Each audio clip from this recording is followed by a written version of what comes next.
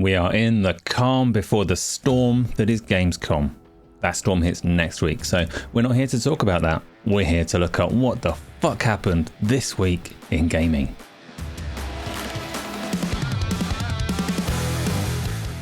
Echoes of the End stands out as a fairly strange new release.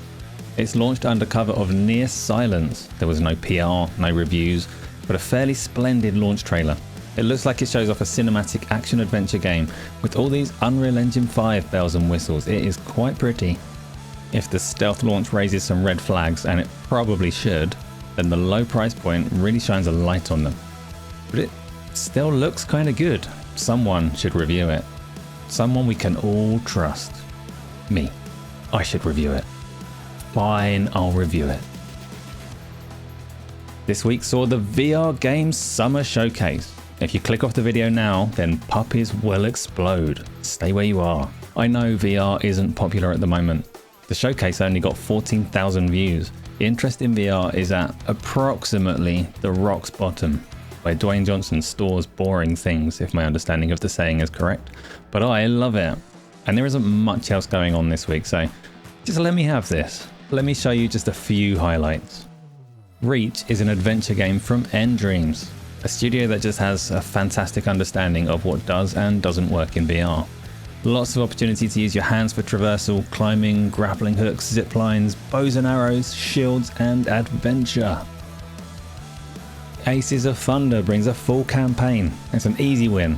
Dogfighting in biplanes and jets. It's just going to be exhilarating, and I will accept no arguments against that, because you know it's true.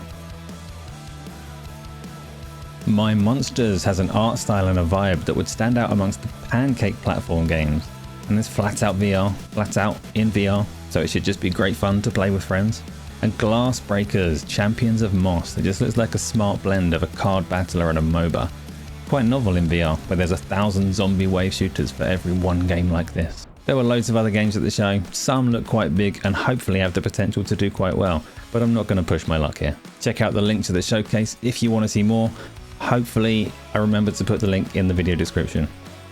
The ambitious open world action adventure Crimson Desert has been delayed to 2026. As Nintendo's Shigeru Miyamoto famously almost said, a delayed game is absolutely, certainly going to be brilliant. Guaranteed. So look forwards to 2026.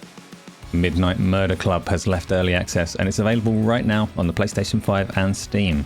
It's a party horror game with proximity chat, so it looks like it sits snugly in the emerging friend slot genre of games with Peek and Repo and Lethal Company. The premise is that it's basically pitch black, and using your torch reveals the mansion, but it also reveals your location to any hostile entity, player or otherwise. It costs less than a tenner, and for that price you can invite 5 other players to join for free on guest passes. That's a pretty unusual setup for a PlayStation published game.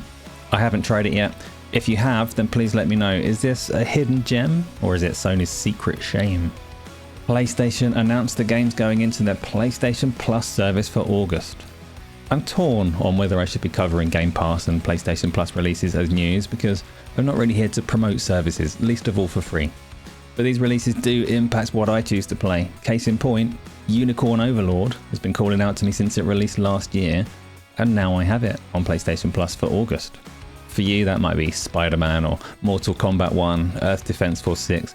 Sword of the Sea is hitting there, and that's a brand new release. Let me know if you think that Plus and Game Pass count as news, or if I just sound like a slimy corporate mouthpiece doing pro bono promotional reads. Can't be having that. That will do for this week. Fairly quiet one, but Gamescom hits next week and there's going to be loads of coverage on the channel as it happens, and we should have a fairly packed what the fuck happened by the end of it. See you then.